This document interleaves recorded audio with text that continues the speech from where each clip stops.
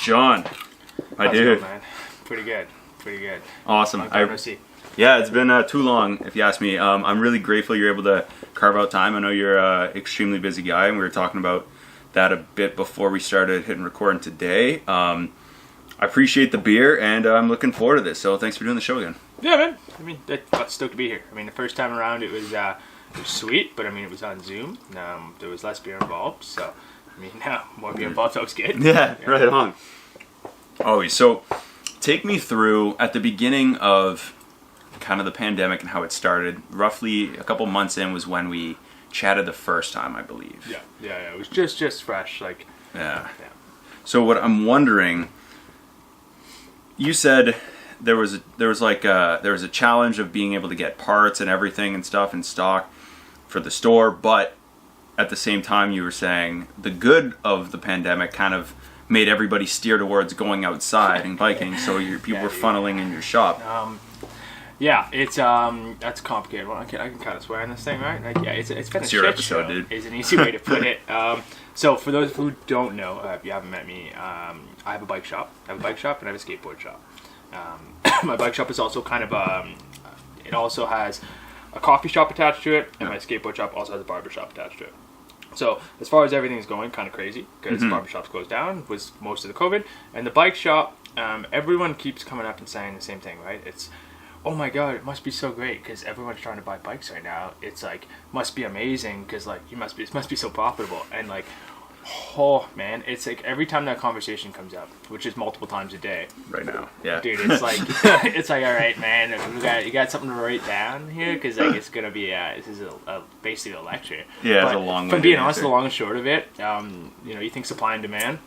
The reason that things go up is supply levels go low and demand goes up. So the demand is like 400 times what it could be, and the supply is like, when you say like, the supply is low, there's the supply is low, and then there's no fucking supply, and we're like, no supply. So I mean, yeah, it's great, man. Lots of people are coming and looking for bikes if I have bikes to sell them. Right? Like, look at the car lots right now. There's no cars. So like it's in the shitty thing about bike world is when you have a mountain bike, let's say, a mountain bike is composed of many parts. It's not like a Honda car where like Honda makes the engine, Honda makes the body, Honda makes the doors and the windows. Right. A bicycle is made of, like, they make the frame. Maybe it's Da Vinci, which is my big brand. Da Vinci is a Canadian company. They're making the frame. So like, oh, you must be great then because they're making them right in Quebec. No. Not the quite. fork comes from Asia, right? From RockShox. The drivetrain comes from Taiwan. The tires might come from the States. Yeah. The wheels come from, everyone comes from a different company. Now they're all on different lead times. I've been told by SRAM, which is probably the biggest part company in the world, they're a 900-day lead time. 900 day. That's like freaking 4 years, dude. Yeah, no kidding, dude. So like, that's what gross. I mean. So and that doesn't mean that it's taking me 4 years, to get parts. It means that everything is being pre-allocated up to 4 years. So I'm ordering stuff for 4 years from now, and like, so usually we order stuff 4 months in advance, but sometimes we're able to do repeats. People walk in and they go, whoa, why can't you just order me a bike? Well, usually you can order bikes. Yeah, I'd love to. It would be so sick, dude. Yeah, that'd be amazing. Now we're like a 6-month lead time, or usually we're like a 6-month lead time. You order bikes that come in the spring, they show up, or skis or whatever. Now, so in this, usually last fall, I ordered for this that just passed spring, and the bikes. Some of the bikes showed up, not all of them. Now, in the spring, they made me order for the next year, so that's 6 months earlier, effectively, than I usually order. Whoa. So so I placed my order for 2022 at the beginning of 2021. Now I get halfway through the season this year, I've already placed orders for 2023. So I have ordered every bike I'm going to be able to get for the next 3 years already. Come on. So it's that's what I mean. When people are like, hey, this must be great. Man. Like, oh yeah, it's stressful as well, right? Like, we're right now. Luckily, I've got more bicycle tires than any shop or distributor in Canada right now. I've got a lot of tires. But how do you get tires? You got to buy them. So where's the cash flow go? My cash flow's all tied up in my tires. So people are like, John, things must be so busy. I'm still driving that $3,000 Honda Element, right? Like, it's because I bought a bunch of bike tires, dude. Right? Because I can't buy bike tires next year. So I don't know. It's like, I mean, like, pandemic. It's crazy. Everything's crazy. I mean, it could be worse. I could be a bar. Bars been shut down, or it could be a barbershop. I am a barbershop. Barbershop. Yeah, if you got 3 other things you can fall back on, if you will. But the bike shop, I mean, it's great. We love it. We love doing what we're doing. But it's been something that you can't be taught. It was a lot of risks, a lot of gambling, to try to figure out the right way to do it. Right. So far, so good. But the story hasn't been written yet. Like, we'll see. We'll do this again next year, and you can ask me the same question. Let's see if I lose my mind. Perfect. So I'll tread lightly too when I break it up. Tread lightly with that one. That's a good one to start with. Yeah. So how has that, like, the pandemic and everything changed from the beginning to the end? Like, is it just that's supply, always faster? We got less and less stuff. It's just the more goes. Right? That's it. But the thing that is nice is that people now are a lot more accommodating, right? Mm-hmm. At the beginning of the pandemic, when everything was going crazy and the supply started going low, people were like, "What do you mean? How are you out of bikes? Just order more bikes, man."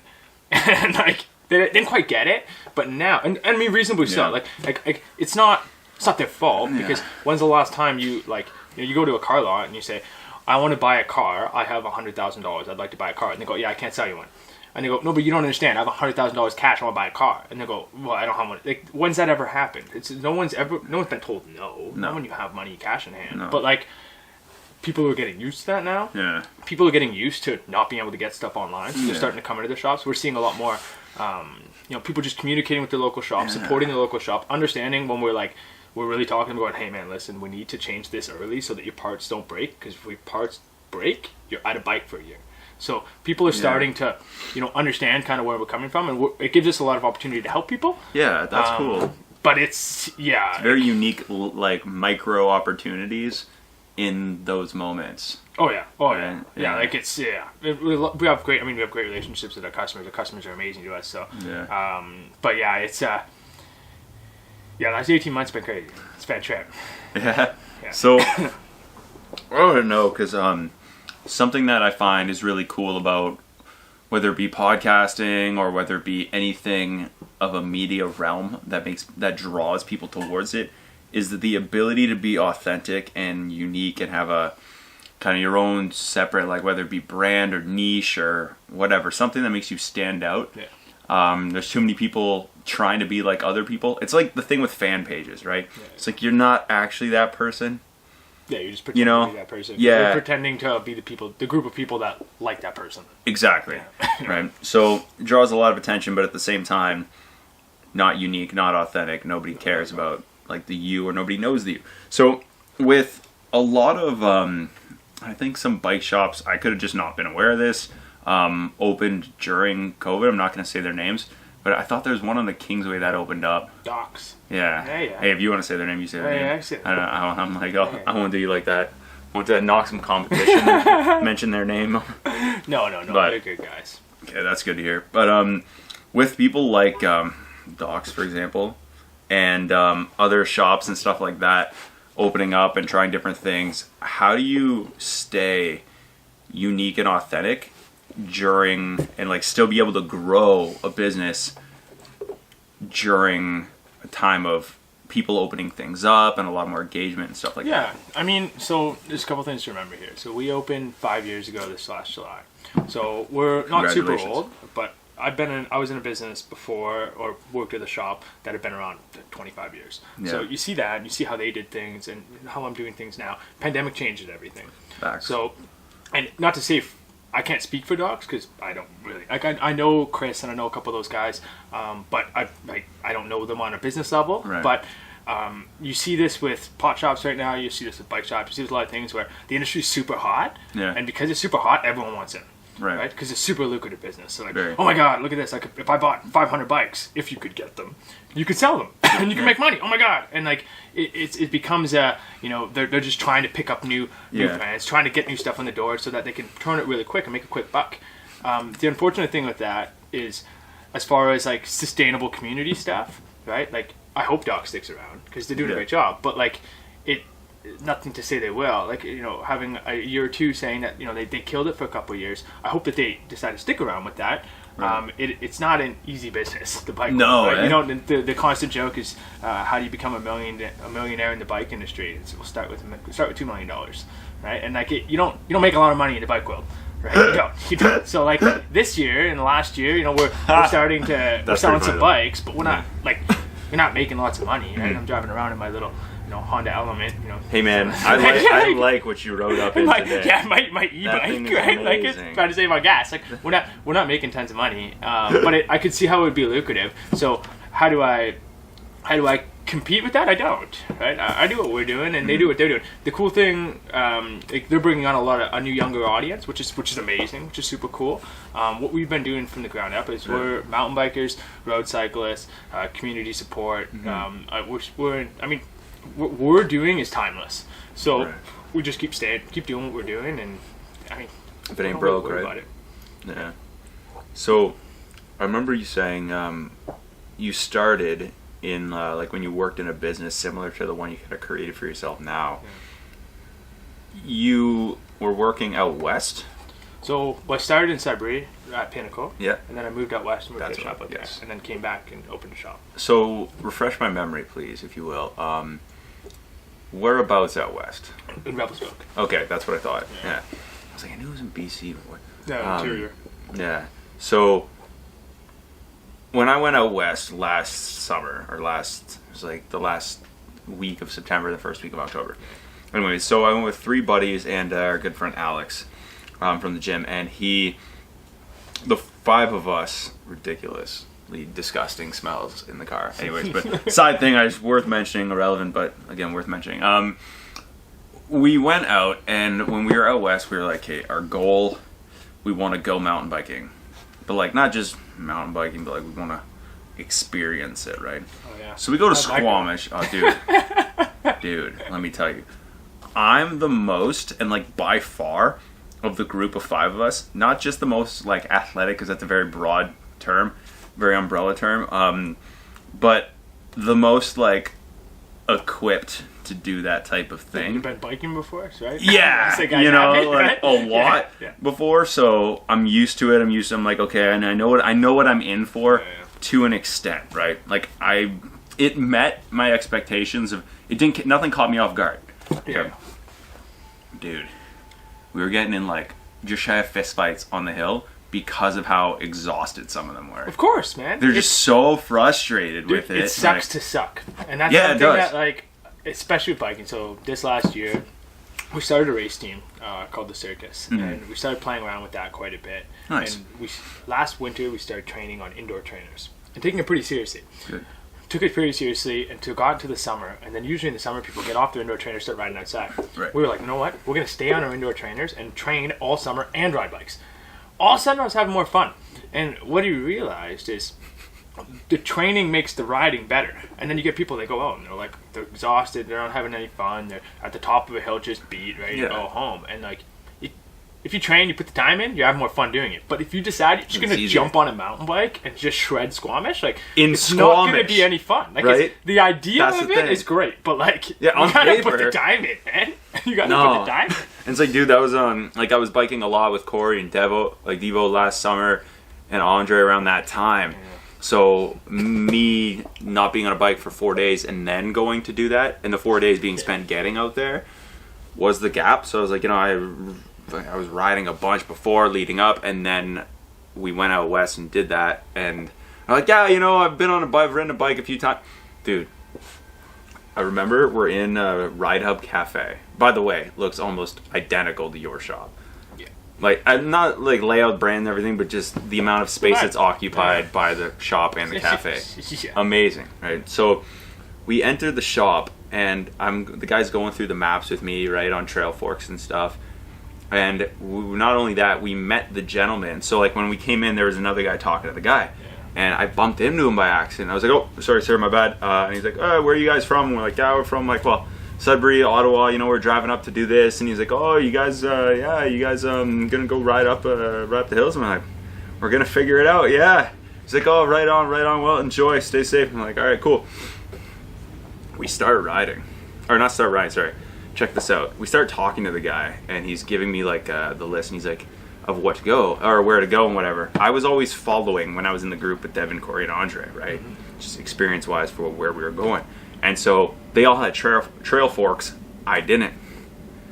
Or I had it, but hadn't signed in and whatever. Anyways, I pull up the app, and he goes like, oh, you guys ever hear of Trail Forks? You know, like if you have the app, pull the app up. And I was like, oh, I got it. I never used it. You know, I pull it up and I show you. And I was like, and he's showing me, he's like, you're going to take this and you're going to start here. And he's showing me how to use it and everything. I was like, man, this is amazing. He's like, yeah, that guy who just walked out of here invented it. I was like, come on. Cool. I was like, come on. Are you serious? And he's like, yeah. I'm like, where'd he go? I like run out the store. I'm like, man, I can get him on the pot. Nah, he was gone. God. But I was like, oh, damn, that was cool. Yeah. But that's pretty cool. And that's the cool thing out there, right? Is it's weird, you meet pro riders, you meet it's where the industry thrives, right? That's what all the people who shred and where the industry is kind of like growing is going from there. Mm-hmm, right, and it almost starts from there and then works its way east. Yeah, well, works way all over the world from there, right? Pretty much.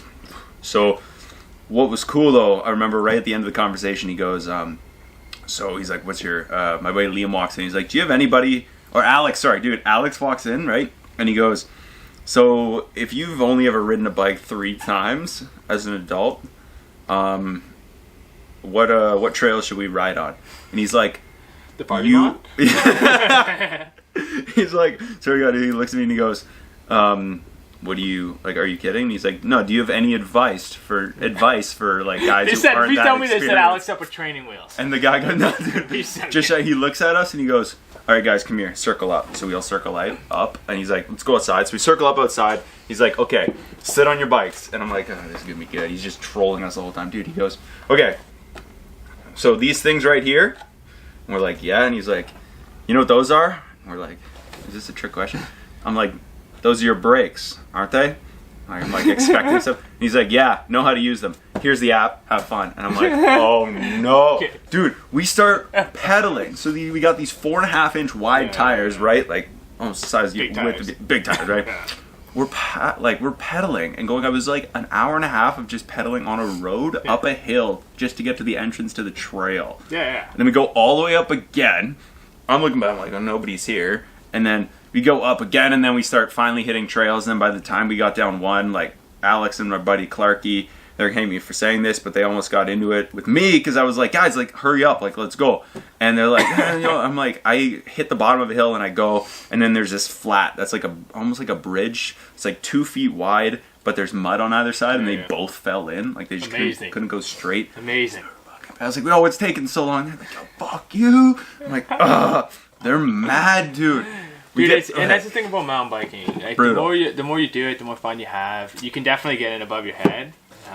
But yeah, it's a good sport though. Like out there, you can definitely get in above your head over there. You can get yourself in some terrain that's not only like do you not feel comfortable walking your bike down, but it's unwalkable. Like you can't walk your bike down. You literally just have to ride down. Yeah, you have to ride down. But like, how do you?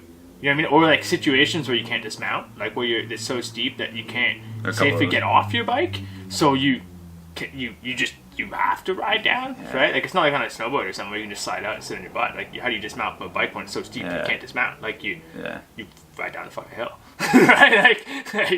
But you gotta do that. And it's cool to be out there and it's cool to see the terrain. The stuff that's happening in Sudbury here, the newer stuff is like 10 out of 10 unbelievable. Like nice. Oh yeah, dude. Like the trail system in town has blown up this last year. I'd say the last 5 have been crazy, but this last year, like all of a sudden we're hitting 6-7 foot drops. We're hitting there's wall rides, there's big berms, there's crazy stuff. What do you attribute that to? People like riding bikes. I mean, COVID's great, right? Like everyone's off, everyone's out doing stuff. Yeah. But I think it's just timing, right? Like Sudbury, generally speaking, is like 5 years behind everyone else. So everything just kind of slowly gets here. And what I saw was people were like, oh, they really wanted to get that like free ride, big bike stuff. They don't want to ride these little cross country bikes in the spandex anymore. So they bought bigger bikes and they started riding little bigger trails, and then they kind of maxed out where the trails were at, and they started pushing the trail system for more and more and more. And then all of a sudden we got a couple jumps, and then when we got a couple jumps, it just like unlocked the door to the next thing. And then all of a sudden we got bigger jumps, and then we got drops, and then guys started building their own stuff, and then it's like just escalated off the chain now. It's really good. Cool. Amazing. Do you have any that you've done the last couple of years, or any big things that you're planning on that you're willing to share, like community projects wise? No, like community projects wise, or events or stuff like that. Lots, everything, all the time. I don't know, man. We're gonna ride our bikes lots. Dude, you should quit the bike shop and take that on the road. Like, take it on the road. Like, you're hilarious. No, it's so here's the thing. That's so funny. Something kind of cool. Dude. Someone told me one time. Not gonna name the guy, but he said as soon as you tell someone something, then it changes how you actually approach the whole situation. So working on a lot of ideas. We're always working on ideas. I mean, anyone who knows sessions, seen sessions, you guys know, right? Like, we got 900 million things on the go at all times, and we're like whether it be like new branding stuff, whether it be collabs with other local businesses, whether it be working with organizations, starting up organizations, racing, doing everything. We're doing it all at the same time. That's what I do all day. And as soon as I like talk about something, all of a sudden you have an obligation to that thing, and all of a sudden you're like you're tied to that thing, and maybe you need to make adjustments to it, but you can't really make that adjustment because you've already talked about it. So you have to be careful of the amount of things you talk about. I've learned that. But there's lots of cool stuff happening for sure. I would say like you want to keep an eye on us for the next year. It's going to be a trip, but like it's we have a lot of cool things kind of coming on the horizon. I mean, like even just like simple stuff. Like we're doing a collab with the local distillery right now. So like we're gonna do a Christmas collab with them. But like we're working on some way bigger projects than that. Stuff that's gonna even like transcend the shop. Like just cool big things. I'm looking forward to seeing how that all comes to fruition and stuff for sure. Now, I'm more interested though in the ones that you've done. Yeah. So, what are some that you've done that you've been pretty proud of recently? Like projects we've done. I really like our race team. Yeah, that's lots of fun. Why that? Like, what? Tell me about that. Like, what was that like? So it's the rolling circus. So it's we started riding every Saturday morning at 6:30 in the morning.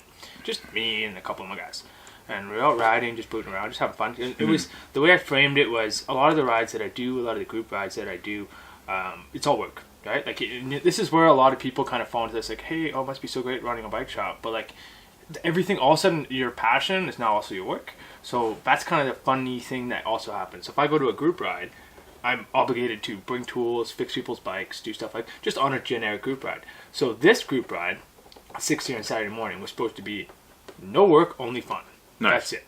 Just a fun ride. And the squirrel catcher, as we call it, like the way to gatekeep it, it's just 6:30 in the morning on Saturday. So like we invite anyone. And like 90% of people don't show up because makes sense. They did 6:30 in the morning on a Saturday. On a Saturday. But we got enough guys showing up. We're sticking a little more.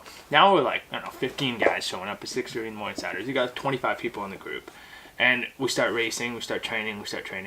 Now the whole thing, especially in the bike world, any endurance sport, when you're racing at any level, especially the weekend warrior level, right? You're like local Loppet cross country skiing. You're like, super fun, mountain bike races. It's like your jujitsu in like some dude's club, right? Like it's not like, what are you getting out of winning that? Absolutely nothing. Yeah, maybe a pat on the back, maybe. Tops. Right? Like not getting best nothing. case scenario. But people take these so seriously. Yeah. They take it super seriously. So we got local races in town here. People take it very, very seriously. They get all trained up. And sometimes there's some drama that comes along with it. So what we did is we showed up in a fucking clown suit.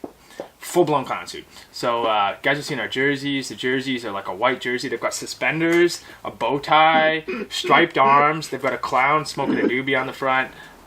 It's good times. Just full rip, eh? And then we take our like, warm-up pants off, and our pants are just circus stripes, like yellow, red, and blue, just stripes, right? Like just circus stripes. The whole pants, full spandex. And we're out there doing our thing. And I'm like, well, no, we like to think we can do at least okay at a race. We're not trying to win, but we're just trying to have fun. Yeah. And the goal is to show people that you don't have to be super aggressive. You don't have to be mean to race. And what we're trying to do now is like, if we can be good but also be fun. Imagine being someone who these like try hard people that really want to go ham at everything and have to beat everybody. They're hilarious. Okay. Yeah. So now imagine you get one of those people and they get passed by doing a clown suit, who's just having a good time, but he's also really fast. And dude, imagine they can't catch him. He's never hopping on a bike again. He is so mad, so upset. But at the same time, it's to show these people, like, listen, like, we're just here to have fun. Yeah, don't take it so the only seriously, reason relax. we're riding bicycles,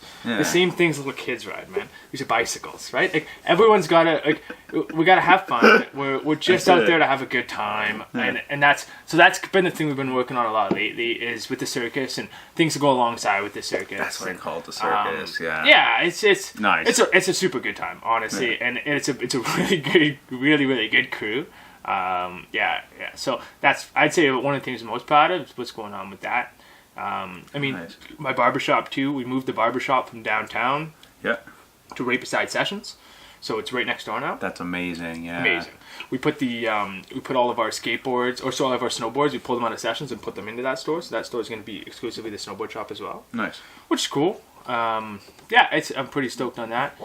And we're in a good spot right now with where our team's at. So yeah, I don't know, I'm pretty stoked with everything. But as far as specific projects, still in business, which is great. Right? Yes. Dude, that's the one we want to hear though. Yeah, right? Exactly. So, no, that's cool. That's really cool. But podcasting is probably the most fun thing ever. Like, dude, look at these names on this table. Right? You're gonna add to it after. But you have to. Autographs, they cost money. See how much you want. Yeah. I'll expect the invoice. I'll give you a shout out each show for the next 6 months. For your, absolutely, dude. Siggy. I'd be honored. You can misspell your name if you want. Does that count? Yeah. People will know you're on the show. They're not going to be like, oh, is it John with an H or John with no H? Absolutely. You know? But, no, dude, I think podcasts are a very, very interesting thing. And, yeah, I think doing it, I was talking to a couple friends of mine, really good friends of mine. One of them is Matthew Bonin. He's going to be the first person to, and I'm trying to manifest this for him because he's nervous as all hell. It's 10 months away. At the beginning of next summer, for the month of July, he's going to swim and try to be the first person to swim around Manitoulin Island. Oh my god. Stupid. Insane. But that's his style. So, he swam Wanapitei. That's crazy. That's crazy. So I'm looking forward to that. I kind of made a promise to him that I would swim a leg of it with him. So like 300 meters. Yeah, we'll see. We'll see. Dude, that's a long distance. I told him, I was like, dude, I'll do. I'm like, maybe not a full leg because that's like a day of swimming. That's what I was gonna say. Like, it's like a couple percent of that distance. I was like, I'll do at least a kilometer in the water with you. Don't worry. You're gonna have to train. You have to train for your kilometer. I'll be all right. I'll figure it out, Sean. I'll figure it out, dude. I'll hop in the water and go. We'll see. No, but yeah, so he's doing that. My buddy Patty V, shout out to him. Both those guys, amazing, big inspirations for me. And them and I were having a conversation recently where it comes to podcasting and the difference between like money and impact and what you're doing your shows for and stuff. And with the idea of like doing, it ended up changing the conversation topic entirely to money being a driving force, which is very, very tricky because in each industry we want to be unique and we want to be at the same time, our customers come first, right? Yeah, obviously, because they're the ones keeping the lights on. But at the same time, and I'm curious for you, because them and myself also find this battle, and I find this coming up just naturally as a reoccurring question on the show as the last few months, is how do you separate the mentality of I need to make money, I need to sell bikes, but at the same time, I love every customer that comes in the door. How are you able to kind of pair those together? Those are the same thing. Yeah. Those are the same thing for sure.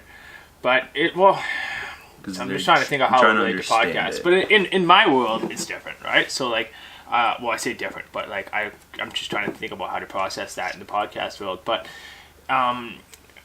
for us, it's build a community service community. Been saying that since the first day. Been saying that like every single time I do anything.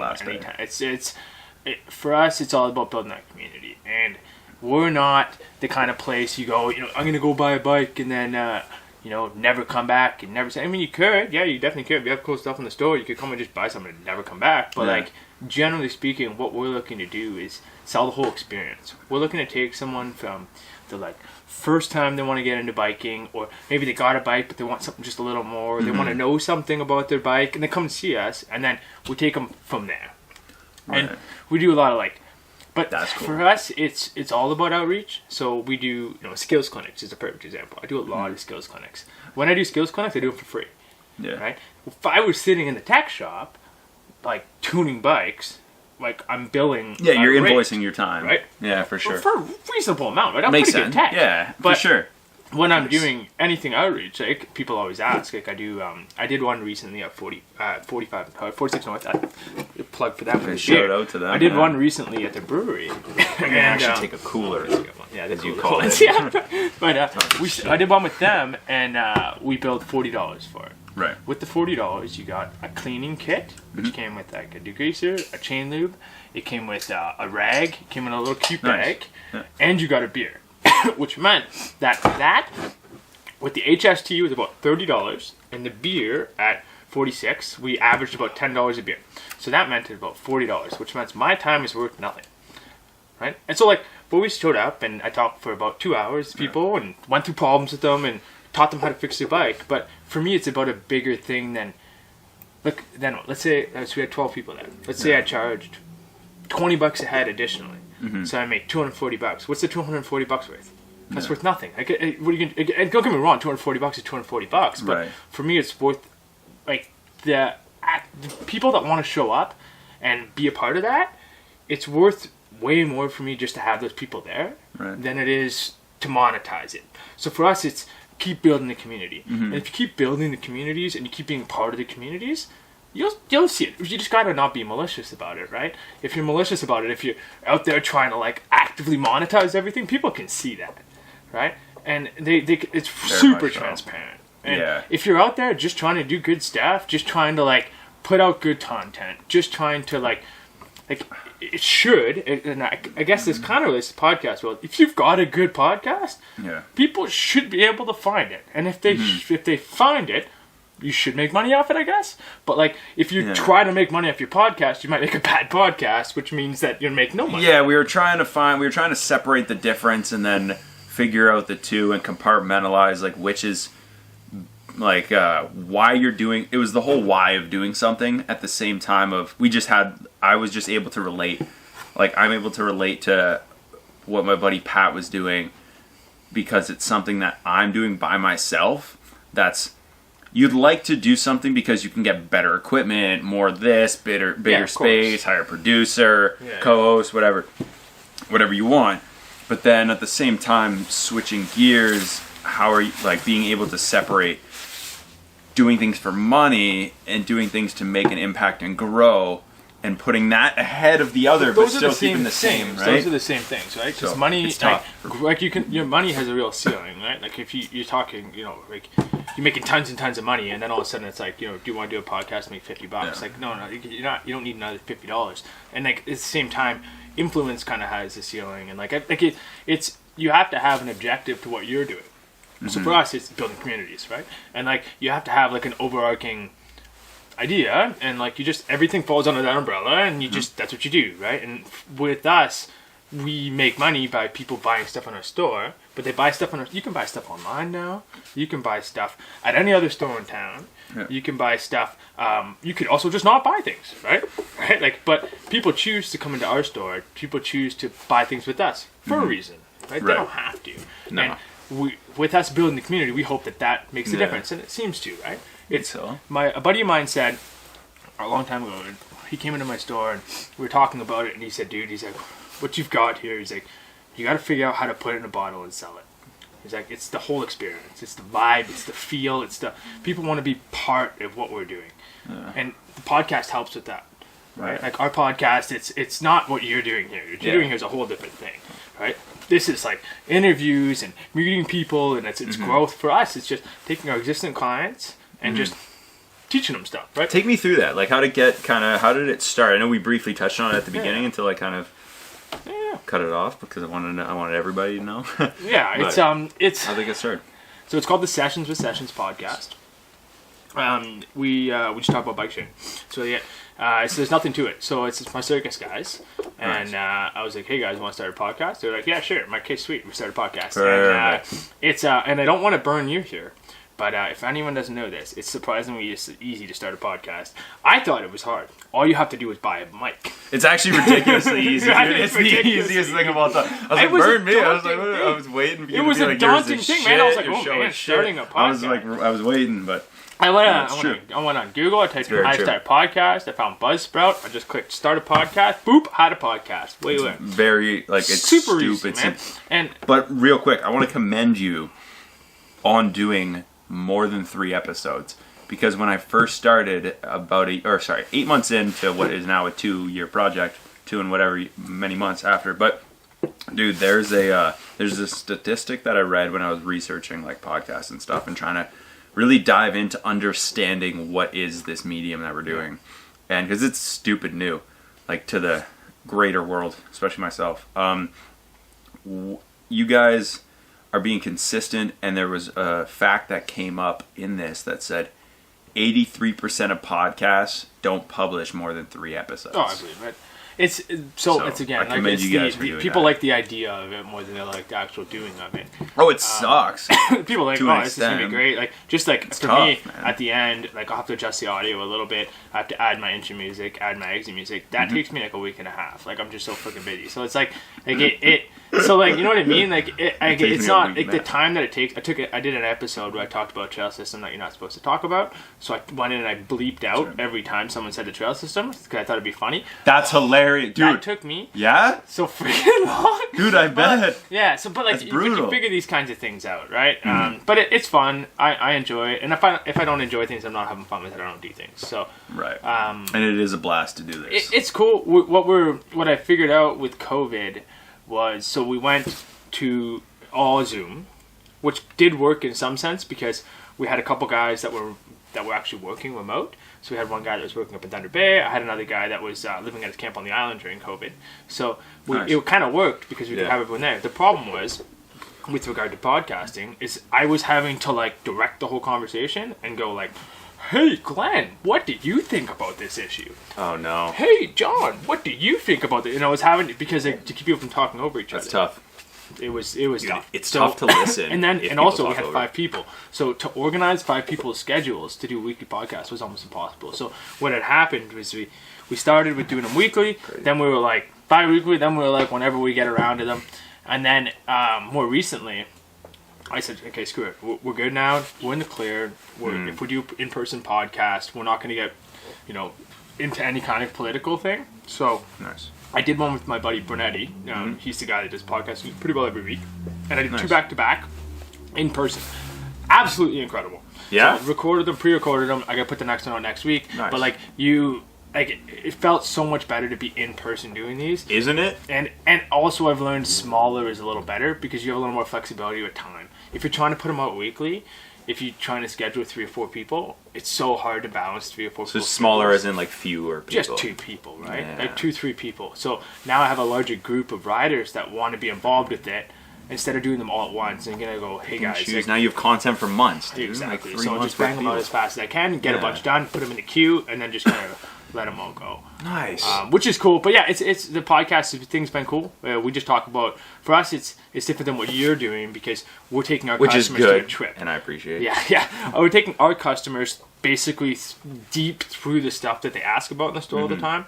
So if I have someone that comes in and says, hey, I don't really understand tires. Like, I don't understand why this tire and this tire and this tire. Right, and you don't have time to answer that in the store. Well, I do. I would take all the time in the world to answer that with right. them. But it is a very effective way for me to go, hey, listen, so, like, I'll tell you this and this and this, but if you want to dive deep into it, check our podcast, look at this episode. Yeah. And then they look at it and they go, oh, okay, I understand. And it might be a lot for someone that just, like, stumbles on the podcast to listen to, but for the people who are trying to get the answers to these questions, right? We also talk about the community you're trying to build. And we talk about local trail riding. We talk about the trails that we ride. We talk with people who are building the trails. We so it is very isolated as far as the community to try to grow this into something very that's global. Niche down. It's incredibly niche. It's the smallest niche, which is perfect, right? Because it's not supposed to be this.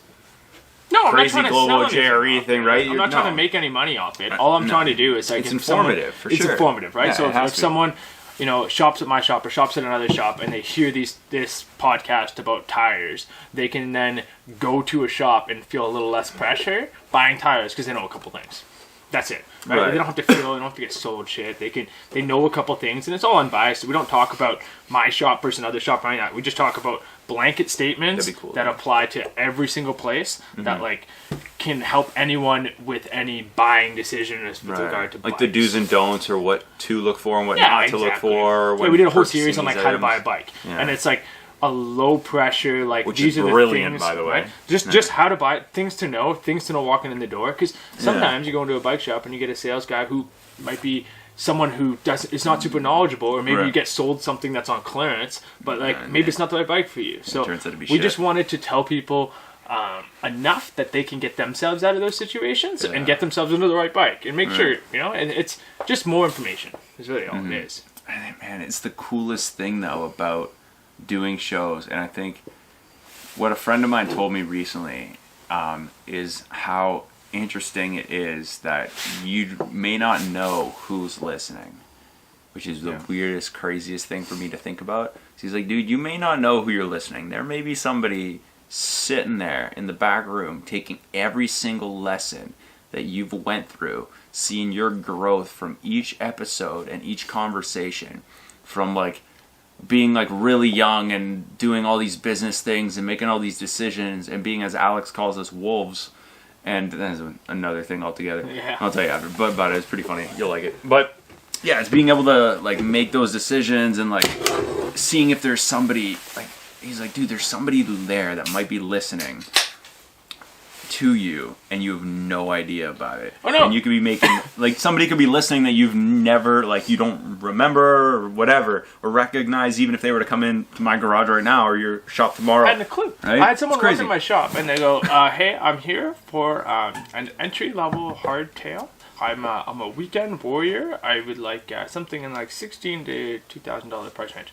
And I'm like, whoa, all right, that's cool. Yeah, like, so like this is kind of what we have. And she's like, yeah, I listened to your podcast and it was very informative. And like, I think I have the right kind of bike. That's what I'm saying. Like, wow. That's what I'm saying, wow, dude. I think this is working. That's what I'm saying. Also had, amazing. That's so cool, isn't it? That's what I mean. And someone I've never met before. And she's like, and she told me, she's like, it was kind of intimidating. This lady, she said, it's intimidating coming to a shop like this because we're just a dirtbag mountain bike shop, and like.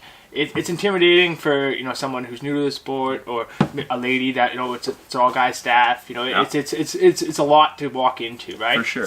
It's kind of true, right? It's hardcore. It's what it is. It's facts. But she's like, listen to the podcast. It really helped her understand kind of which is a bunch of mountain bikers, right? Yeah. And it gets helped to know take you, the pressure man. off, right? Yeah. So we've had that. I've also had people like, I've been riding my bike a lot, so I've been doing a little less podcasting. And I had someone message on my Strava, which is like where you post all your bike rides. And they commented on my Strava thing. I was like, hey, John, when's the next podcast coming out? Come on. Damn it. Dude, that's so funny. So we put the next podcast out a couple days later, but it was. Did you respond to him, or were like, soon, buddy? I was like, hey, give me 2 days. Give me 2 days. But it's cool, man. The people that listen to it, you don't realize it, right? And you see metrics and stuff on whatever hosting platform, and you see roughly how many views you're getting. You know how many people using ad blockers and whatever else, but like you're definitely getting people watching. It doesn't matter. It could be. You could put a video and it's got 5 views, and like it's still 5 people watching it. Still, right? It's still 5 people that care. I find there's videos that I had one, and here's an example, and I love the guy to death. But I love the guy to death. Kyan, okay, Kyan World Peace, and I did a podcast that was 10.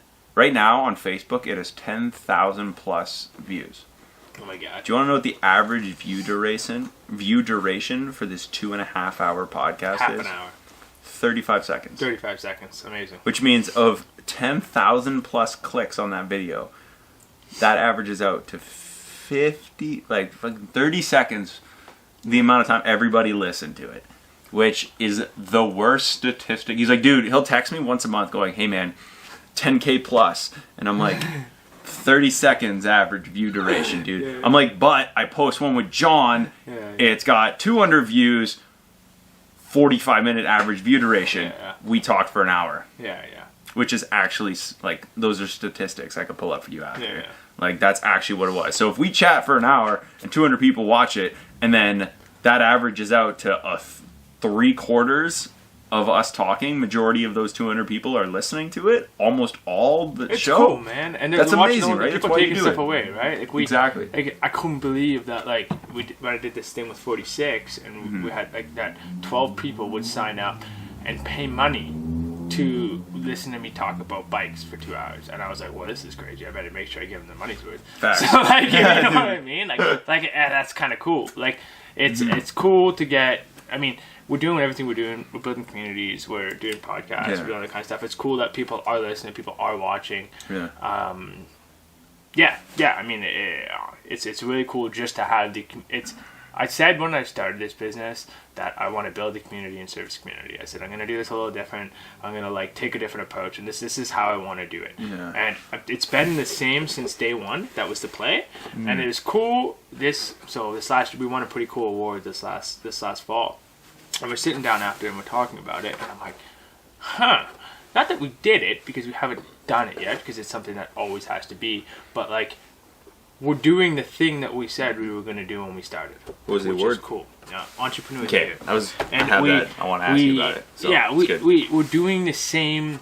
Like, it's cool that we didn't deviate, that we didn't change our mind, that we didn't do something else, that we're still doing the same thing, that we're still on the same track, and that people are still receptive to it. That That's people are what's cool, still yeah. stoked to be part of the experience. People still want more of the community. People want to still. Like everything with all these little the little tasks and the things I have on the back burner, these little ideas and stuff, they're all more ideas to push the community farther and do more. And people are still stoked, which is super cool. It right? is really cool. It Yeah. doesn't make any sense to me, but it's cool, right? Like it doesn't make any sense at all. Right? Can't believe I don't get it, but I don't like get it, I'm man. gonna ride it out till the sun goes down. Well, I mean, if people want to listen to me talk about bikes, like sure, You're like, I'll talk talking about bikes. That's my favorite Amazing. thing. I'll talk about Yeah. bikes. So it's That's awesome. Yeah, and that's just what we do. So it's cool to see how far it's come after 5 years. And I'm not saying this in a sense of like we've made it, because we haven't made it. Like there's no like. It's no like it's not like we're stopping now. How do you quantify making it? You don't quantify. No. It's just cool that it's still working the same way we wanted it to from the first day. From the first day when we put on the floors and we said, this is a plan. You know, and they talk about business plans, all that kind of stuff. Like, for what I had as a business plan, which is nothing. We had an idea, and sell bikes. We're like, if you would have told me 5 years ago, yo, this is what you're gonna be doing 5 years from now. When I started my business, I'd be like, wow, that's like the goal. That's cool. We did it. Yeah, you know, we're there. It's awesome. Nice, dude. That's amazing. I'm excited for I'm really excited to see how it goes. Oh, I mean, I'm really it's so excited for far you so guys. good. I just gotta get outside of this pandemic. I have to get more tires. Yeah. I can get more tires. You're gonna start salvaging, go around, pick up bikes locked on the Start side of the picking up road, tires and then and just start start picking up stuff. I know. removing them from. Dude, I'm sure you can figure it out. It's it's getting crazy. But I mean, the cool thing was we're getting bikes this fall, and I'm hoping people ski. We're transitioned to a year-round bike shop. We're still doing skis, but we're doing bikes all winter. So Right, that's the demand. yeah, well, and people ride bikes all year round now because you got fat bikes. Yeah, which is awesome. Yeah, And there's some bigger service cool. stuff, like people rip their whole bikes apart. So we should do that in the winter instead of in the summer. Right? When Yeah, it's- get them prepped so then Yeah, well, smart. it's a 2-hour job. I'd rather do that now than in the summer. In the summer, we're backed up 3 weeks and Facts. someone's out the bike. It's not good. No. So we're doing a lot of that kind of stuff, but Nice. So transitioning a bit, tell me about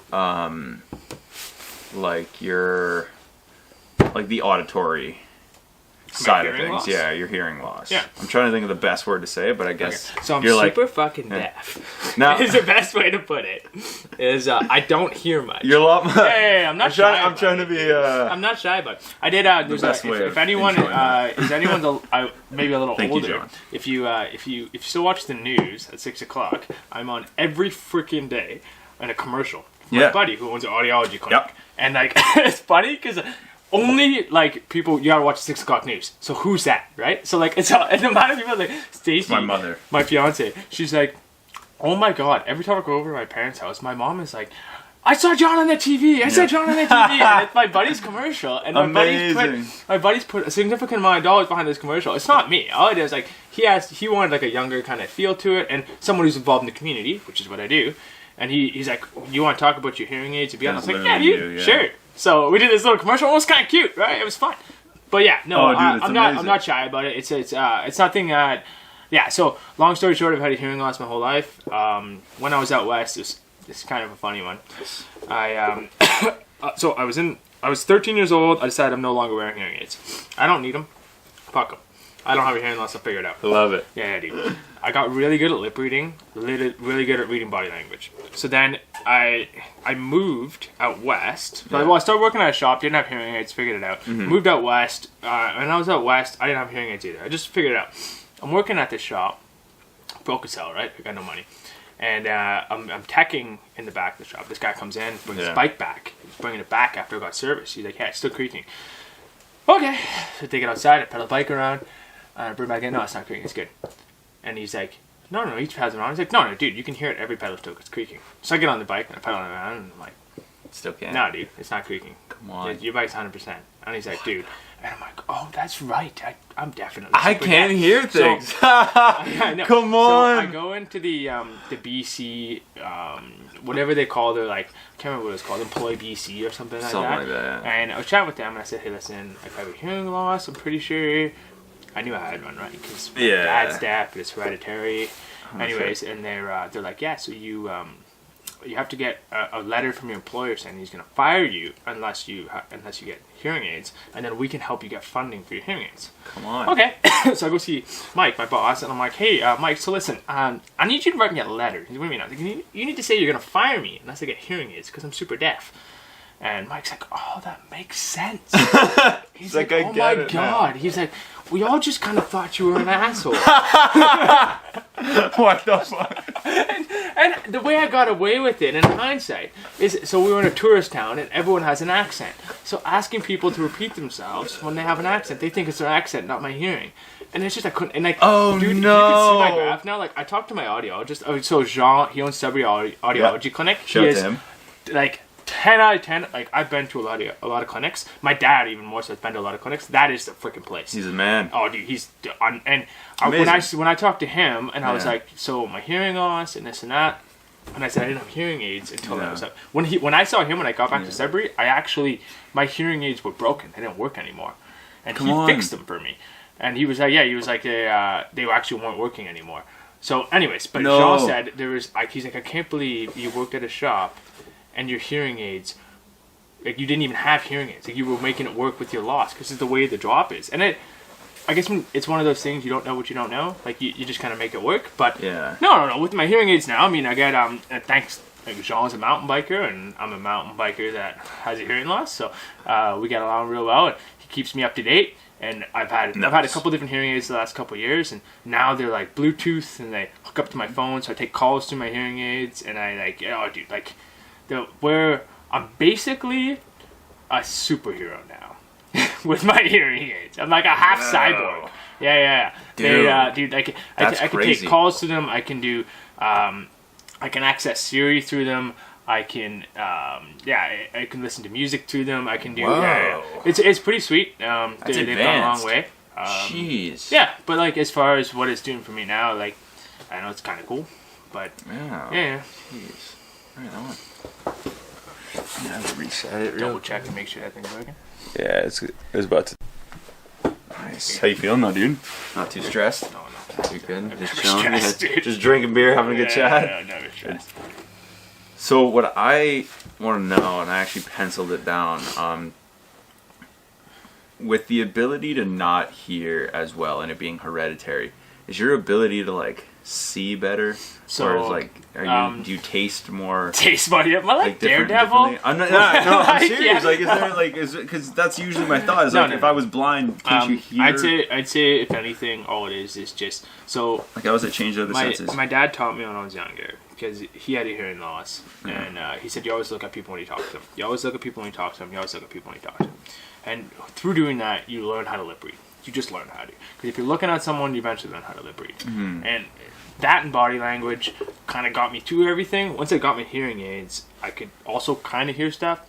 I can't hear everything still. Like, don't get me wrong, there's still some holes, but and those will never be 100%.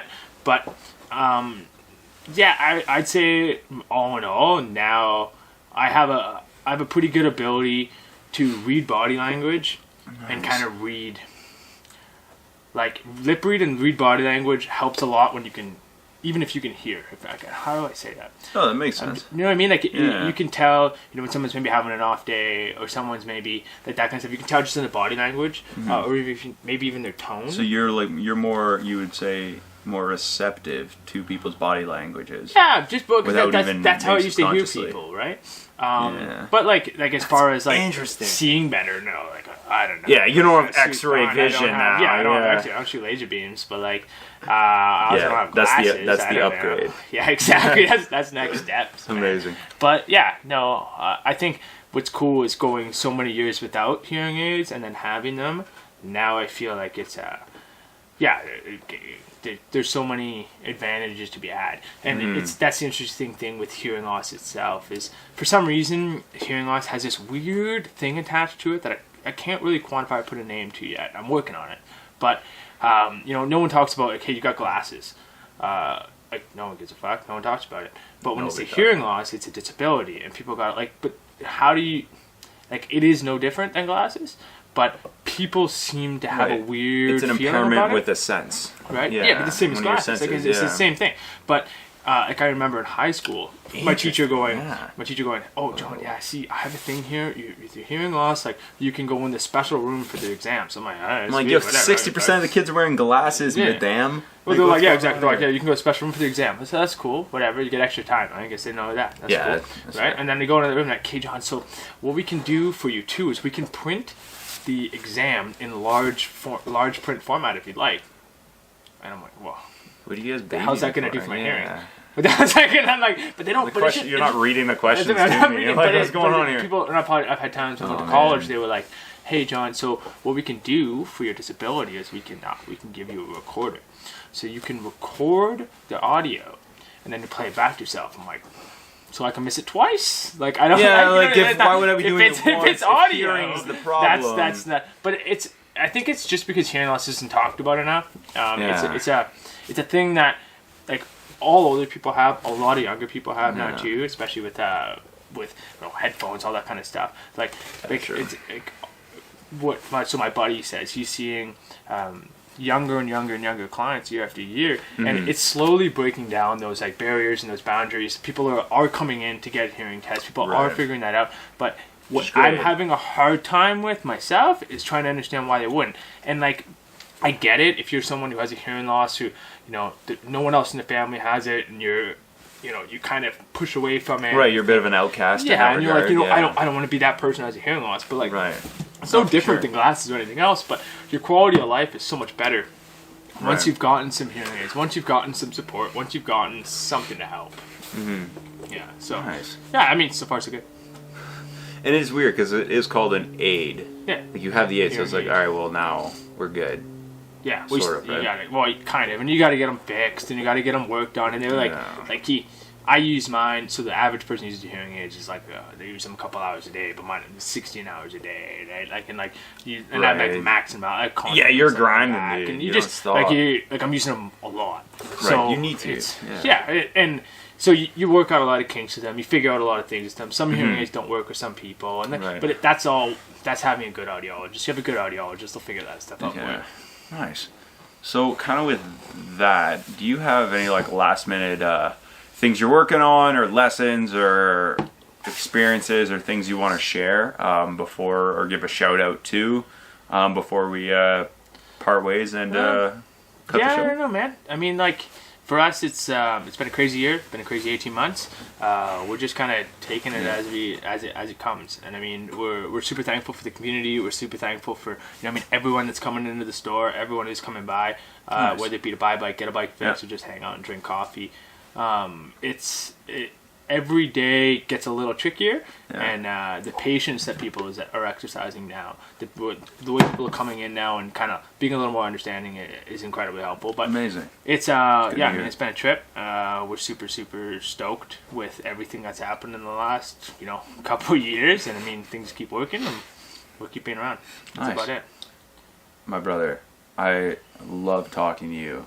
dude. Anytime, it's super fun. Yeah, I'm glad. I think you're hilarious and really intelligent, and just you got your finger on the pulse, and you're innovating, you're growing, and being around you when you talk about like bikes and the business and what you're doing and where you're going is just, it's very, very contagious, and I look forward to seeing what you do in the future, and I appreciate you coming on the show, buddy. So Dude, thanks for right having on. me, man. It's Appreciate it. it's pretty cool being here. Awesome. Thanks, buddy. Thanks, man. Right.